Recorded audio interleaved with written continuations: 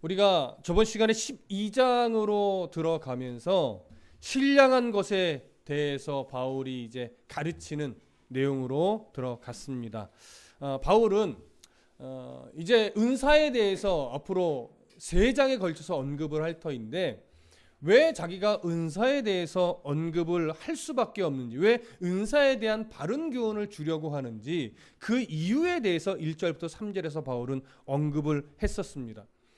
하나님께서 은사를 주신 그 이유, 본질, 그걸 다 잃어버리고 그 은사를 가지고 고린도 교회는 어떻게 삼았죠?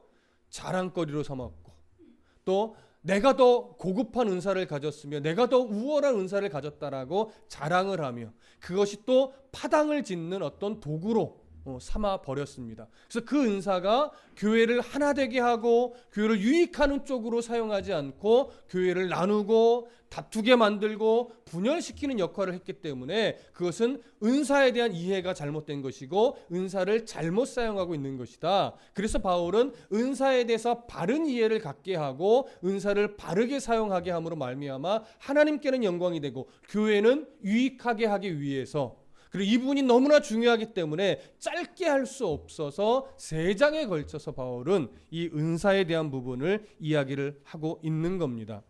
그런데 우리가 알고 있다시피 은사라고 하면 사실 어렵지 않지만 매우 어렵습니다. 왜냐하면 지금 우리나라의 교단만 보더라도 은사를 바라보는 시선들이 사실 다 다릅니다. 은사를 이해함에 있어서 그것을 은사를 포장하고 은사에 대해서 교회 안에서 사용하는 부분도 각기 다 다릅니다. 하다못해 일반적으로 은사는 이제 중지됐다라고 아예 보는 견해까지도 있고, 지금도 은사를 마치 신앙의 수준으로, 때로는 구원받은 백성의 표지로서 이해하는 쪽도 있습니다. 그만큼 극과 극을 달리고 있어요. 그렇기 때문에 이 은사에 대해서는요, 우리가 때로는 쉽게 생각할 수도 있지만 굉장히 어렵습니다. 그리고 이 은사에 대해서 책도 여러 권의 책이 나왔지만 그 책들을 가만히 보면 성경에 근거하기보다는 다분히 주관적인 경험을 토대로 써내려간 책이 너무 많아요. 그래서 이 은사를 우리가 이걸 어디까지 봐야 되지? 어디까지 인정해야 되지? 혼란을 겪을 때가 참 많이 있습니다.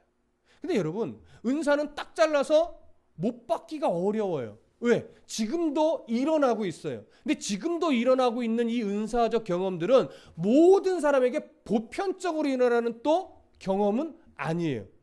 그렇기 때문에 은사를 부정할 수도 없고, 또 은사를 긍정하자니 이것을 모든 사람에게 공식화하여서 똑같이 적용할 수도 없습니다.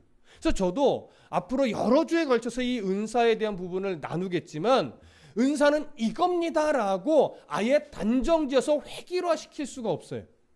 그래서 우리가 어디까지 은사에 대해서 나눌 거냐면 성경이 말하는 데까지만 저는 가르칠 겁니다. 그래서 그 성경에서 말하고 있는 부분까지 여러분들에게 최선을 다해서 가르치고, 그 부분을 이제 이해함에 있어서는 자기들의 몫이 되는 거예요. 무슨 말씀인지 이해되시죠? 그래서 오늘은 저번 주에 1절부터 3절까지를 봤다면 오늘은 4절부터 5절까지를 볼 것인데, 4절부터 5절까지에는요 어떤 내용이 주로 강조됐냐면 은사가 너무나 다양하다, 이런 다양성이 강조되고 있어요. 근데 이 다양함에도 불구하고 은사의 출처는 한 곳이다라고 하는 거예요. 그 한 곳이 어딜까요? 성령 하나님, 성자 예수님, 성부 하나님. 그래서 삼위의 하나님으로부터 모든 은사가 출발이 됐다, 이런 쪽으로 또 귀결이 돼요. 그래서 그 삼위의 하나님이 이 다양한 은사를 왜 주셨을까라고 하는 쪽으로 사실 4절부터 6절은 가르치고 있어요. 그래서 그 부분을 오늘 우리가 조금 명확하게 구분을 짓고 이해를 하면, 이제 다음 주부터 성령이 주시는 은사는 무엇인가, 또 그 성령이 주시는 은사가 성자에 의해서 또 어떻게 우리에게 직분처럼 주어지는가, 그 하나님은 그것을 어떻게 우리에게 활동하게 만드는가, 이렇게 흘러갈 겁니다. 오늘 성경을 토대로 그 기초가 되는 것이 오늘 본문이에요. 그래서 이 구절은 짧지만 오늘 우리가 보게 될 4절부터 6절도요. 굉장히 중요한 부분이라고 말할 수 있을 겁니다. 자, 그러면 먼저 4절을 좀 보시죠. 함께 읽어보겠습니다. 4절 시작. 은사는 여러 가지나 성령은 같고. 자, 저를 보세요.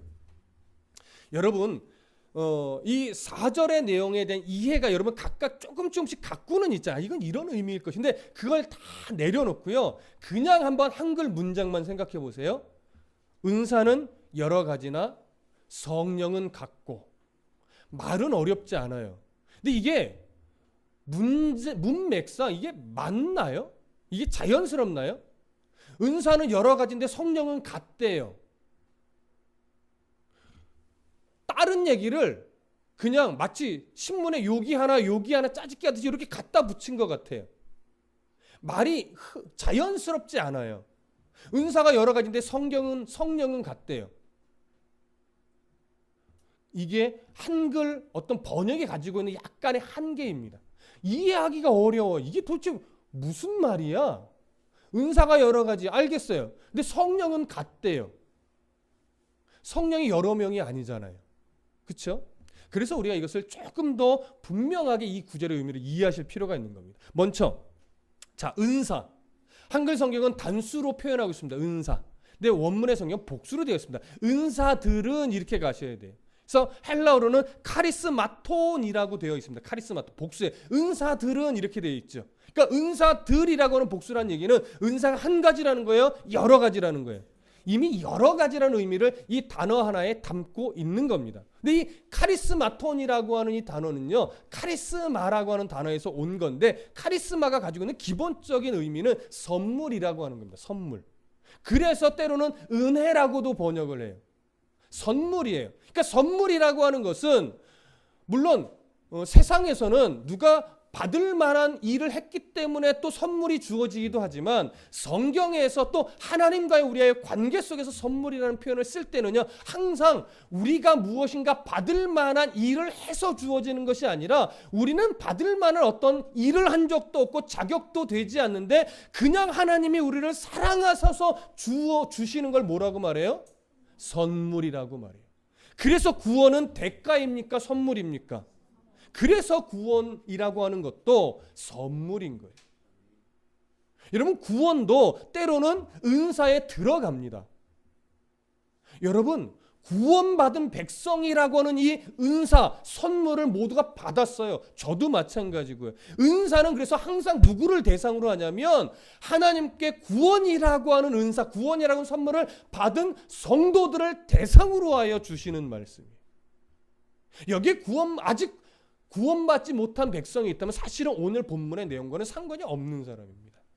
물론 언젠가는 또 내가 구원받은 백성이라고 하는 것을 인지할 수 있으니까 물론 대상이라고 말할 수 있겠지만 기본적인 이 말씀의 대상은 누구예요? 구원이라는 것을 선물로 받은 하나님의 백성들이 이 말씀의 대상이란 말이죠. 자, 그래서 이 성령께서 주시는 은사들, 너무나 다양한 은사들, 그런데 받을 만한 자격이 있어서가 아니라 그저 하나님의 기쁘신 뜻대로 주시는 거예요. 무슨 말씀인지 이해되시죠? 그래서 모든 사람이란 하나님이 구원 주시기로 작정한 모든 사람입니다. 구원받은 모든 사람, 성령을 받은 모든 사람이에요. 그 모든 사람에게 하나님이 은사를 다 주십니다. 그런데 똑같이 주실까요? 다 다르게 주실까요?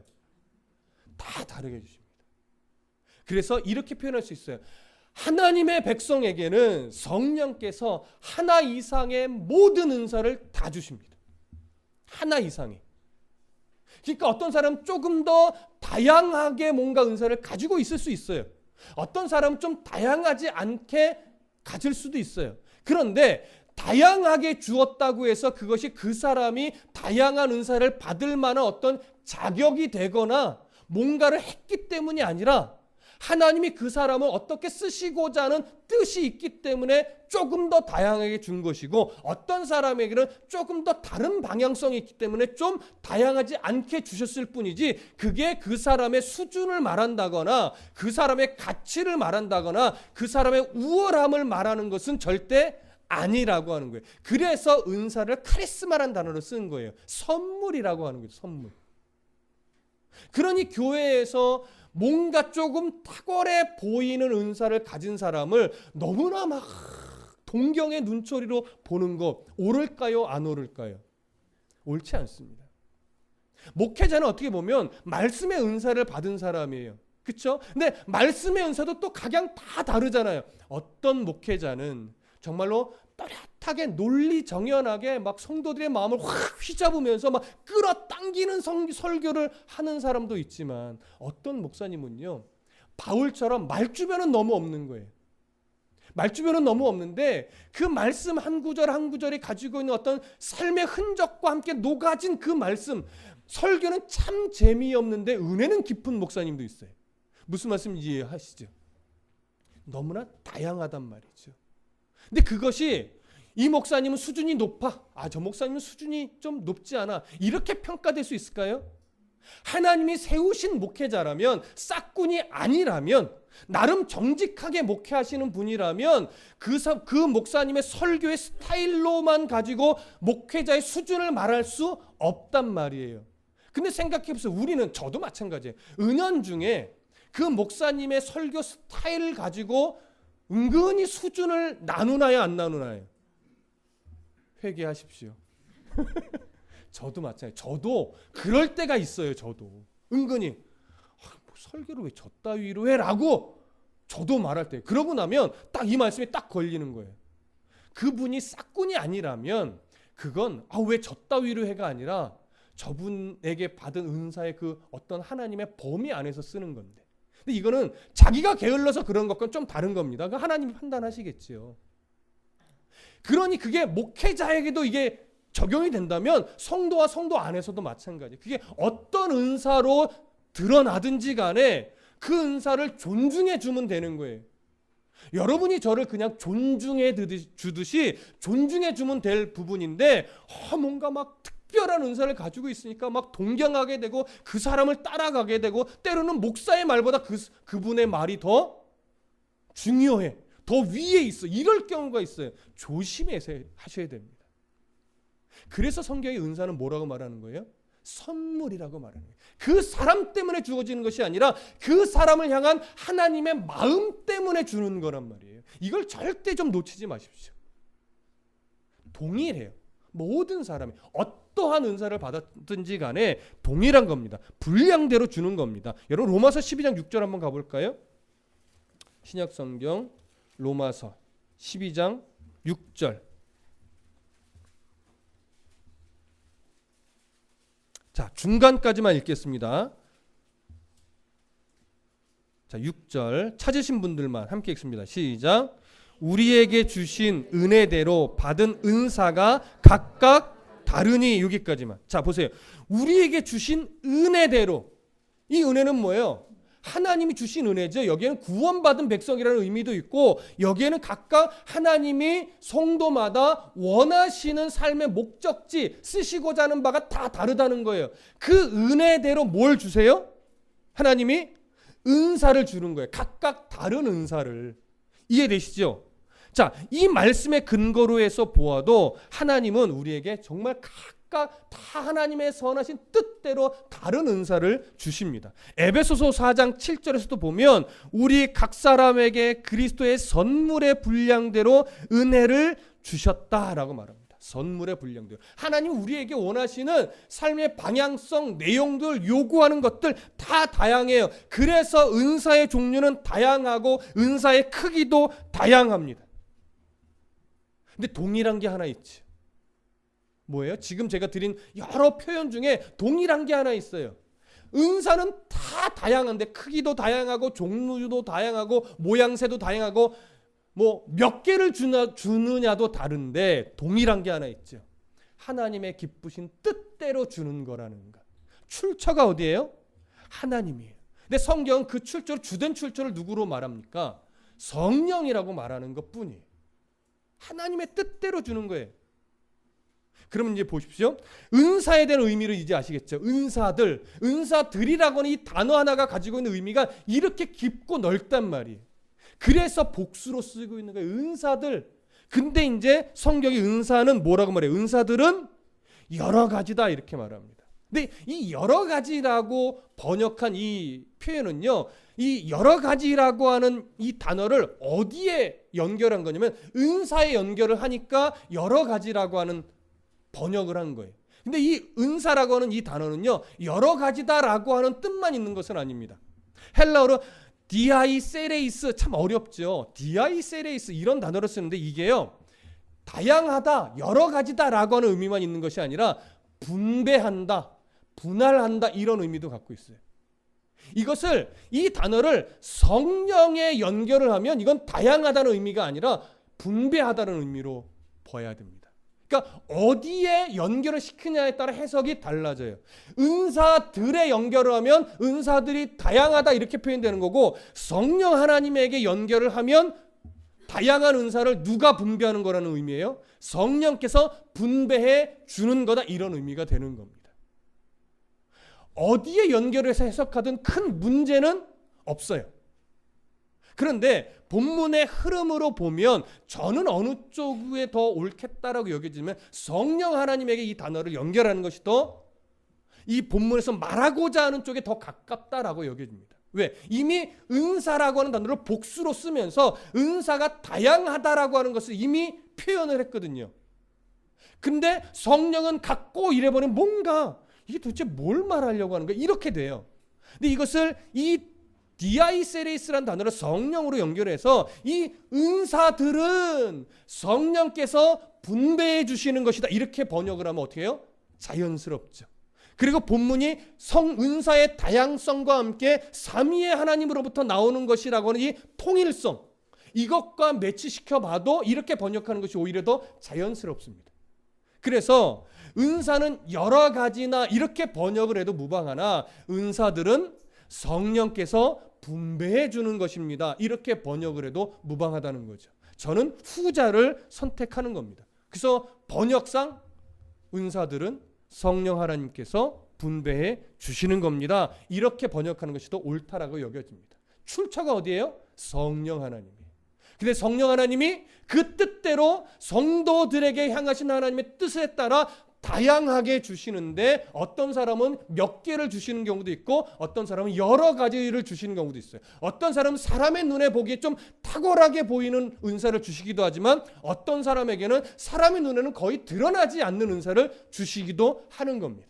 그러나 그 은사들이 결코 그 사람의 수준이나 탁월함을 의미하지는 않는다라고 하는 것. 그것이 오늘 이 4절 한 구절에 담겨진 의미입니다. 이해되시죠? 그러면 일단 여기까지 우리가 이해를 해놓고 5절로 일단 넘어갑니다. 자, 5절 다 같이 읽어보겠습니다. 시작. 직분은 여러 가지나 주는 같으며. 자, 일단 직분의 의미를 약간 접어놓고 그 직분은 여러 가지인데 뭐는 같대요? 주는 같대요. 뒷부분 앞에 4절과 해석상 동일할까요? 다를까요? 동일하게 봐야 되겠죠. 그러니까 직분은 이것도 사실 복수예요. 직분들은 누가 주는 거예요? 예수님께서 주시는, 예수님께서 분배해 주시는 겁니다. 이렇게 되는 거겠죠. 연결해 보면 은사들은 성령께서 분배해 주시는 것이고 직분들은 예수 그리스도께서 분배해 주시는 겁니다. 출처를 다 하나님으로 맞추고 있는 거예요. 자, 그러면 이제 직분에 대해서 좀 이해를 하십시다. 직분하면 딱 떠오르는 게 뭐예요? 목사, 장로, 권사, 집사. 그렇죠? 과연 여기서 말하는 직분이 그런 직분들만을 의미할까요? 딱 아닌 게 느낌이 오시죠? 이 직분이라고 하는 헬라어 단어는 디아코니온입니다. 디아코니아라고 하면 섬기다, 봉사하다 이런 의미가 있어요. 그래서 노예라고 하는 의미까지도 갖는 거예요. 복수예요. 자, 직분을 단순하게 직분을 말할까요? 섬기고 봉사하는 일들을 말할까요? 섬기고 봉사하는 여러 종류의 일들을 말합니다. 그런데 오늘날로 보면 그 섬기고 봉사하는 여러 일들이 직분, 교회에서 어떤 맡겨진 직분의 형태를 가지고 사용되어지는 경우도 있지만 그런 직분이 없이 그냥 성도의 마음 안에서 우러나와서 사용되어지는 경우도 있지요. 무슨 말씀인지 이해되시죠? 그렇기 때문에 오늘 여기서 말하고 있는 직분은 이런 타이틀로서의 직분을 말하는 것이 아니라 교회에서 여러 곳에서 여러 모양새로 섬기고 봉사하는 형태의 일들을 다 말하는 겁니다. 무슨 말씀인지 이해되시죠? 그러니까 오늘 5절은 어떤 의미로 번역을 해요? 교회 안에서, 때로는 교회 밖에서도 포함이 돼요. 우리가 예수 믿는 자로서 섬기며 봉사하게 되는 모든 일들은 다 예수님께서 우리들에게 그 섬김을 할 수 있도록 다 나누어 주신 것이다. 이런 의미가 5절의 의미가 되는 겁니다. 자, 여기까지만 일단 우리가 이해를 하시고 다시 또 6절로 넘어가겠습니다. 자, 6절 함께 읽어보겠습니다. 시작. 또 사역은 여러 가지나 모든 것을 모든 사람 가운데서 이루시는 하나님은 같으니 라고. 자, 여기 보시면 사역은 이것도 복수입니다. 사역들은 이렇게 되어 있습니다. 그러면 여러 가지나 무슨 의미겠어요? 하나님이 분배해 주신다라고 의미겠죠. 그래서 맨 뒤로 가면 또 사역은 여러 가지나 하나님은 같으며 이렇게 되어 있는 거예요. 하나님께서 그 모든 사역들을 분배해 주시는 거다, 이런 의미가 되겠죠. 사역은 잠시 있다가 살펴보시기로 하고, 그러니까 우리가 이 여러 가지라고 하는 의미와 여러 가지가 하나님이라는 의미, 성부 하나님 의미하겠죠. 그런 의미로 연결이 되니까 4절, 5절, 6절을 연결해서 여기까지만 이해를 보면 이렇게 돼요. 은사들은 성령 하나님께서 분배해 주시는 것이고, 섬기고 봉사하는 일들은 예수 그리스도께서 분배해 주시는 것이고, 사역들은 하나님께서, 성부 하나님께서 분배해 주시는 겁니다. 이렇게 되는 겁니다. 자, 그런 의미 속에서 6절은 부연 설명을 하나 더 달아요. 모든 것을 모든 사람 가운데서 이루시는 하나님. 그러니까 보세요. 사역을 뭐로 다시 한번 부연 설명하는 것 같으세요? 바로 모든 것을 모든 사람 가운데서 이루시는 것과 사실은 연결이 되어 있는 겁니다. 사역이라는 단어가. 자, 그러면 사역이라는 단어는 어떤 의미냐? 에네르게마톤. 이 헬라어를 접할 때마다 익숙하지 않아서 참 어려워요. 에네르게마톤이라고 합니다. 이게 영어의 무슨 단어의 출발점이 되냐면 에너지의 출발점이 되는 단어입니다. 그래서 이 에네르게마톤이라고 하는 이 복수 형태의 단어는요, 활동, 때로는 힘, 때로는 능력이라는 의미를 가지고 있습니다. 그래서 오늘 본문에 적용을 해보면 활동하게 하는 것들은 이렇게 돼요. 활동하게 하는 것들은. 활동하게 하는 것들이 그러면 뭐냐? 바로 뒤에 모든 것을 모든 사람 가운데서 이루신다라고 하는 의미와 동일한 의미가 되는 거예요. 이게 활동하게 하는 것입니다. 그러면 모든 것을 모든 사람 가운데서 라고 하는 말을 좀 이해해 보시죠. 모든 것, 뭘 의미할까요? 모든 것. 앞에 4절과 5절에서 말하고 있는 성령 하나님 주시는 은사들, 그리고 예수 그리스도께서 우리에게 섬기며 봉사하게 만드는 것들, 그 모든 것이 뭐예요? 여기서 말하는 모든 것들입니다. 그리고 모든 것을 모든 누구에게요? 사람에게. 아까 제가 시작할 때 이 말씀을 드렸죠. 이 말씀은 모든 세상의 모든 사람을 대상으로 하는 것이 아니라 누구를 대상으로 한다? 구원을 선물로 은사로 받은 모든 하나님의 백성들, 구원받은 백성들을 대상으로 한다 말씀드렸죠. 그러니까 모든 은사나 섬김과 봉사의 일들은 누구에게? 모든 하나님의 백성들이 그 일들을, 그 섬김들을, 그 은사들을 바르게 사용할 수 있도록 누가 관여하신다는 걸까요? 성부 하나님이 우리들에게 관여하여 이끌어 가신다는 거예요. 그게 분배한다는 의미에도 같이 들어가 있는 거죠. 무슨 말씀인지 이해되시겠습니까? 그래서 이 오늘 4절, 5절, 6절에서 말하고 있는 은사, 직분, 섬김과 봉사로 표현할 수 있는 직분, 그리고 뭔가를 이것들을 활동하게 만든다는 차원의 사역들, 이것은 누구와 관련이 다 있는 거예요? 성령 하나님, 성자 예수님, 성부 하나님, 이 삼위의 하나님과 연결되어 있다라고 하는 거예요. 그 하나님이 모든 것을 작정하시고 이것을 끌고 간다라고 하는 것이죠. 자, 이 의미를 우리가 성경에 좀 확인을 해볼게요. 갈라디아서 2장 8절로 좀 가보겠습니다. 고린도 전후서 다음이 갈라디아서죠. 갈라디아서 2장 8절.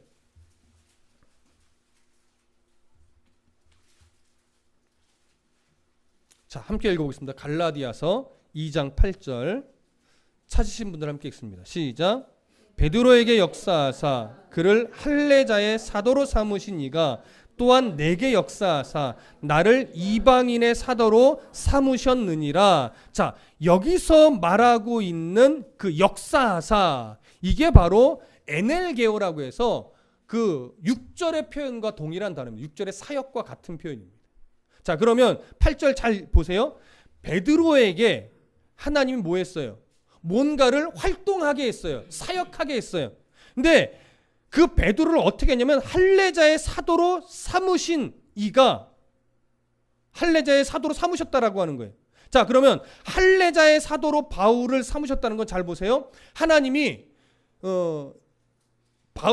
베드로에게 뭘 주셨어요? 구원의 백성을 삼으셨죠. 그래서 말씀을 전하는 은사를 누가 주셨을까요? 복음을 전하는 은사를 성령 하나님이 주신 거예요. 그런데 그 성령 하나님 주셨고 예수님이 그를 뭘로 삼으셨어요? 유대인, 할례자, 유대인의 사도로 삼으셨어요. 그리고 이 활동을 누가 하게 만드신 거예요? 성부 하나님이 하게 만드신 거예요. 그 동일한 역사가 누구에게도 일어났다? 바울에게도 일어났다는 거죠. 그래서 하나님이 성령 하나님이 바울에게 복음이라고 하는 은사를 주셨고 예수님이 그를 이방인의 사도로 삼으셨고 성부 하나님이 이방인에게 가서 복음을 전할 수 있는 그 활동을 해낼 수 있도록 작정하시고 이끌어 가신다라고 하는 거예요. 그러니까 이것은요, 뒤에도 제가 결론적으로도 말씀드릴 건데 성자 예수님, 성령 하나님, 성부 하나님이 딱딱 독립돼서 성령 하나님은 요것만, 성부 하나님은 요것만, 성자 예수님 요것만, 이렇게 딱딱 구분 지을 수 있을까요? 없을까요? 없어. 이건 구분 지으려고 말하는 것이 아니고요. 이렇게 모든 구원의 백성을 삼으시고 은사를 주시고 그래서 사역을 감당하게 하시고 어떤 역사를 이루어내고, 이것은 성부, 성자, 성령 하나님의 삼위 하나님의 동일한 역사로 끌어가는 것이라는 의미지, 이걸 구분해서 누구는 무슨 일만 누구는 무슨 일만 이렇게 구분 지으려고 말하는 건 아니에요. 무슨 말씀 이해되시죠? 그런데 중요한 건 뭐예요?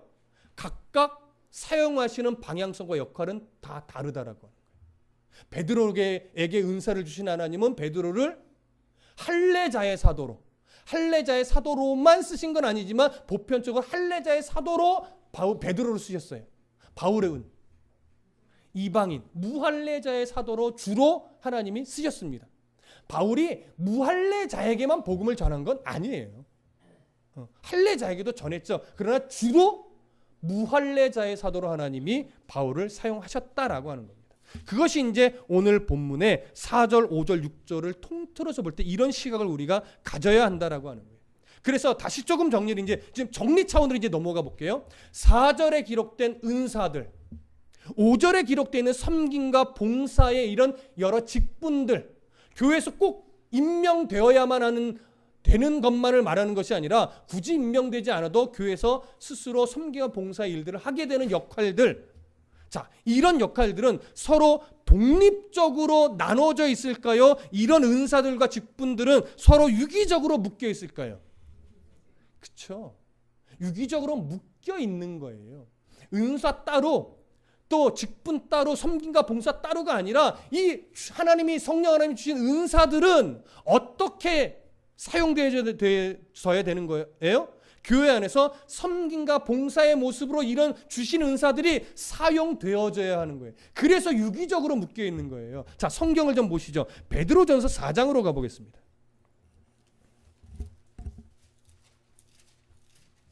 베드로전서 4장 10절부터 11절.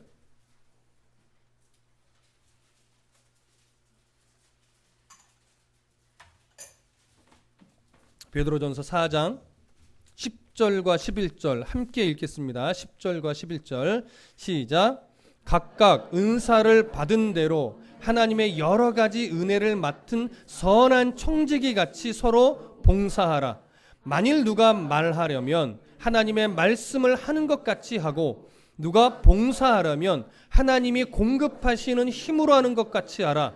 이는 범사에 예수 그리스도로 말미암아 하나님이 영광을 받으시게 하려 함이니 그에게 영광과 권능이 세세에 무궁하도록 있느니라. 아멘. 자, 여기 보시면 은사를 어떻게 사용하래요?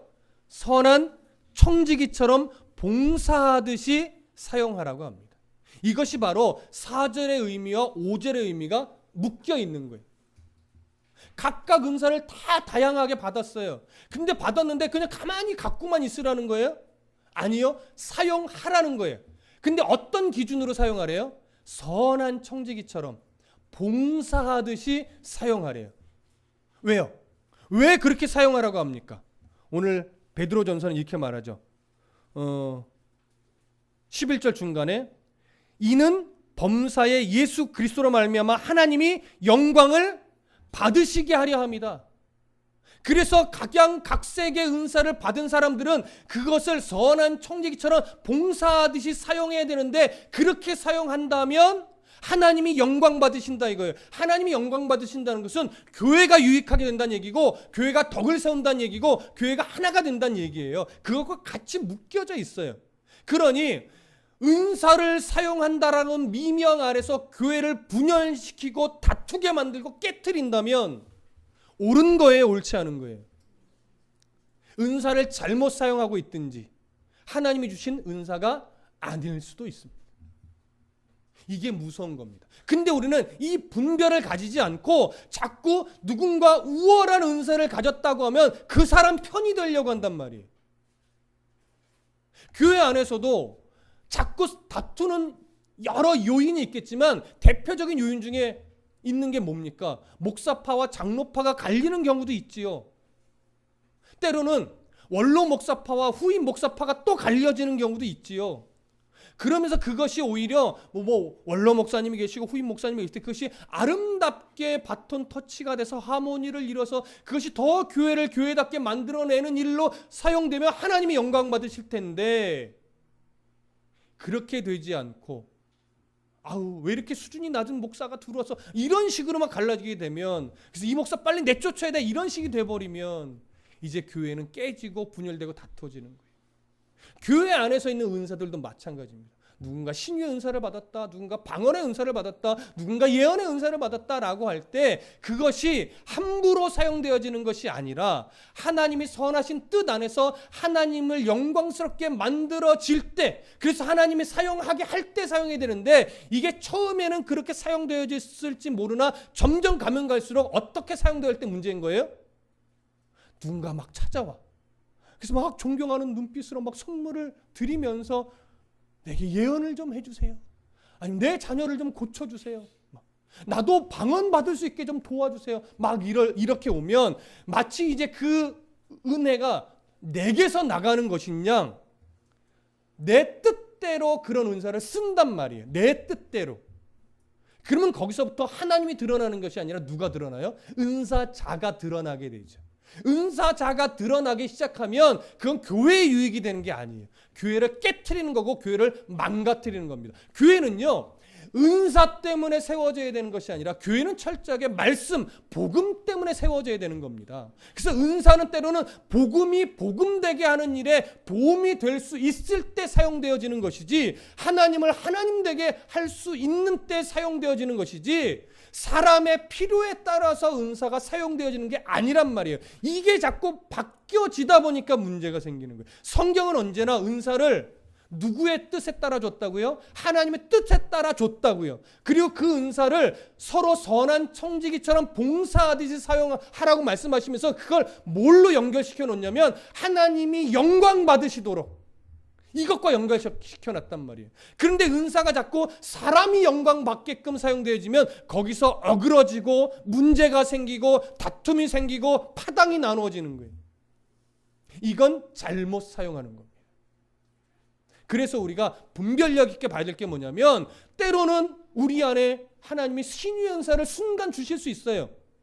그러면 그 은사를요, 하나님이 유익하도록 하게 하기 위해서 그 신유의 은사가 바르게 사용되지만 그건 문제 없어요. 그런 은사는 써야죠. 왜? 하나님이 선한 청지기처럼 봉사하듯이 뭐라고 했어요? 사용하라고 했단 말이에요. 근데 사용하라고 했는데 안 쓰면 안 돼요. 그런데 어떤 절제와 자제가 필요해요? 이거는 내 뜻대로, 사람의 뜻대로 사용되어지면 안 되는데 하면서 하나님 앞에 엎드려 기도하면서 이것을 언제 써야 될까, 어떻게 써야 될까 늘 고민하는 가운데 절제하듯이, 그리고 정말 깊은 사랑을 가지고 조금씩 사용하게 되면 큰 문제 일어나지 않아요. 그러면 방언의 은사, 신유의 은사, 예언의 은사 사용할 수 있어요. 이 분별을 안 가지니까. 그리고 목회자가 이런 교통정리를 잘 안 해주면 교회에 뭐가 생겨요? 이제 문제가 생기는 거예요. 그래서 다툼이 생기는 거예요. 어그러지게 되는 거예요. 깨지게 되는 거예요. 오늘 성경은, 그리고 바울은 이 문제를 바로 잡으려고 하는 겁니다. 지금 고린도 교회가 이것이 교통정리가 안 돼서 자꾸 분열이 생기고 다툼이 생긴 거예요. 이미 고린도전서 1장에 이미 언급했단 말이에요. 고린도 교회는요, 충분한 은사를 받은 교회예요. 참 다양하고 많은 은사를 받은 교회예요. 근데 그 은사가 교회의 하나됨을 위해 쓰여지지 않았다라고 말이에요. 바울파, 게바파, 아볼로파, 예수파 나눠져서 우리가 더 우월하니 누가 더 우월하니 이 싸움을 하니까 바울이 막 가슴이 먹먹하고 답답한 것이죠. 그래서 오늘 성경은 분명하게 누가 봉사하려면 하나님이 공급하시는 힘으로 하되 하나님이 영광 받으시게 하라 이거예요. 받은 은사를 선한 청지기처럼 그렇게 사용하라는 것이죠. 그러면 이렇게 4절과 5절의 은사와 섬김과 봉사의 직분들이 유기적으로 묶여 있다면 당연히 이 모든 일들을 이루어내시는 건 성부, 성자, 성령 이 삼위 하나님과 유기적으로 이것도 같이 묶여 있는 겁니다. 그래서 이 유기적으로 묶였을 때 모든 은사가 교회의 형편에 따라 하나님이, 삼위의 하나님이 교회의 형편에 따라 주시는 것이고 삼위의 하나님이 교회의 형편에 따라 사용하도록 섭리하시는 겁니다. 그런데 이렇게 섭리하시는 하나님 앞에 온 어떤 마음과 뜻과 생각을 올려드려서 분별함이 없이 함부로 사용되어지게 되면 이제 거기서부터 교회는 교회가 아닌 모습을 자꾸 띠게 되는 것이죠. 그래서 오늘 우리는 항상 이 은사를 앞으로 은사에 대해서 배워감에 따라 그 밑바탕에 흘러가는 기준이 뭔지를 정확하게 가지고 가셔야 돼요. 첫 번째, 하나님의 영광이 되는가.